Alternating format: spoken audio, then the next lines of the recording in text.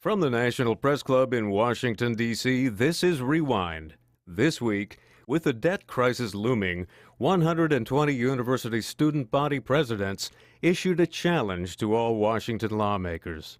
Your responsibilities as the president and members of Congress must come before your political party's interests. In your negotiations, think about the next generation, not just the next election. This is about our future, our education, our jobs, our families, our dreams, our country.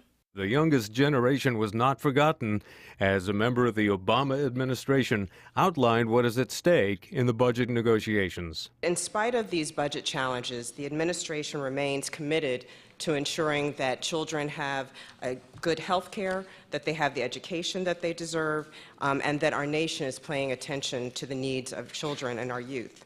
The cost of relying on foreign oil by the U.S. military is recognized as a major burden to the federal deficit. The U.S. military is the world's largest industrial consumer of oil and uses more than 85% of all other countries combined. In fact, every $10 increase in the price of a barrel of oil sets the Pentagon back around $1.3 billion. At a press club luncheon, the lead U.S. nuclear expert said the international community plans to apply the lessons learned from the disastrous Japanese earthquake and tsunami. Clearly, we all want to have a better understanding, or make sure we have a good understanding of the types of natural hazards that can impact and affect any nuclear power plants. Clearly, I think there's an appreciation that we want to be able to manage a situation in which you lose all electric power, to be able to manage that with more certainty, and to maintain safety systems and instrumentation and control systems for a much longer period of time than our plants are generally designed for right now.